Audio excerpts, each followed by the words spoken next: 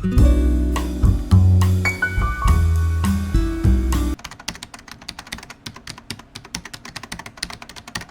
Viewers, welcome to my new another video.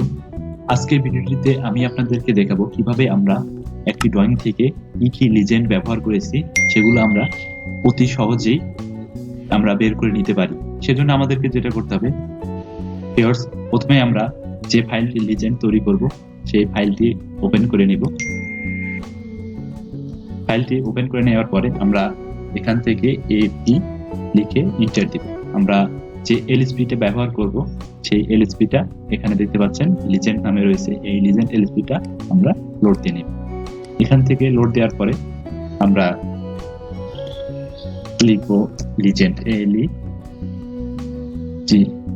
LEGEND। দেখতে পাচ্ছেন আমাদের লিজেন্ডটি চলে এসেছে। এখানে আমরা ক্লিক করব এবং পুরো ফাইলটি সিলেক্ট করে নেব। এবার আমরা এন্টার দেব এবং আমাদের প্রয়োজন মতো পজিশনে আমরা ক্লিক করে নেব। ভিউয়ার্স, দেখতে পাচ্ছেন সবগুলো লিজেন্ড আমাদের চলে এসেছে। এটা যদি আমাদের বড় হয়ে যায় সেক্ষেত্রে আমরা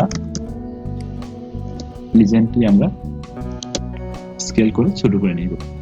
ভিউয়ার্স, আমি যে এলএসপিটা ব্যবহার করেছি আমি আমার ডেসক্রিপশন বক্সে এলএসপি লিংকটি দিয়ে দিব। আপনারা সেখান থেকে ডাউনলোড করে খুব সুন্দরভাবে অতি সহজেই আপনারা লিজেন্ড তৈরি করে নিতে পারবেন। ধন্যবাদ ভিউয়ার্স, আজকে পর্যন্তই। ভালো থাকবেন। আল্লাহ হাফেজ।